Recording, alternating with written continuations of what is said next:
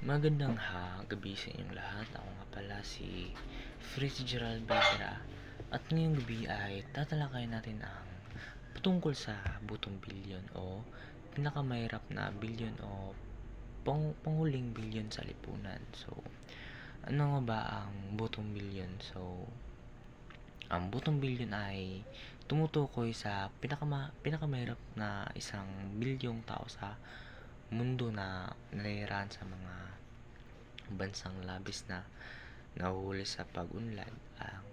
Ang konseptong ito ay nagmula sa ekonomistang si Paul Collier na nagsabing ang mga bansang ito ay naharap sa mga conflicts, corruption at poor governance. So, ang konsepto ng butong bilyon ay mahalaga sa globalisyon dahil ito ay nagbibigay pansin sa mga bansang hindi nakikinabang sa globalisyon. So, kabila ng pag-unlad ng maraming bansa, mayroong isang bilyong tao na nananatiling mahirap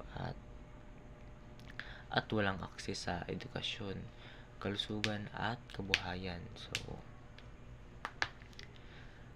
sa butong bilyon ay ang butong bilyon ay tumutulong upang mapagtuunan ng pansin ang mga isyong panlipunang at pang-ekonomiyang na kailangang tugunan na sa pandaigdigang antas.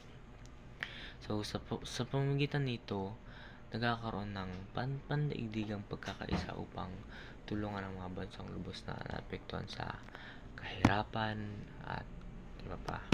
So, nagsisilbi na rin itong paalala na ang tunay na layunin ng globalisyon ay hindi lamang pag-unlad ng mga mayayang bansa, kundi pati na rin ang pag-angat ng lahat, lalo na ang mga naapi at naiiwan. So, halimbawa, dito ay ang mga programang ng United Nations at World Bank na tumutulong sa mga bansang mahirap tulad ng Africa. So, ang Africa ay bunga ng layunin ng konsepto ng butong bilyon. So, mahalaga ito dahil ipinapakita nito ang pangangailangan ng tulong at papatas ng pag-unlad sa buong mundo. So, nagsisilbi din itong hamon sa mga mayang bansa at international na organisasyon upang tumulong sa pag-ahon ng mahirap na bansa. So, meron itong positibo at negatibong epekto. So, dadako tayo sa positibong epekto. Pinapakita nito sa mundo ang mga epekto na hindi pantay na globalisasyon. Kaya nagiging daan ito sa tulong at reforma. At isa na dito ang pandaigdigang pagtutulungan. So, mas maraming bansa at organisasyon ang tumutulong sa mga bansang kabilang sa butong bilyon upang mapabuti ang kanilang ekonomiya at lipunan at pagkakaroon ng mga programa para sa kaunlaran. So, dahil naman dito ang mga proyektong tulad ng edukasyon, kalusugan at trabaho ay itinatag upang maihahon sila sa kahirapan. So, dadako naman tayo sa negatibong epekto. So, isa nito ang paglala ng agwat ng mayaman at mahirap. So, sa globalisasyon ay mas mabilis umunlad ang mga mayamang bansa habang nananatiling mahirap ang ibang bansa. So,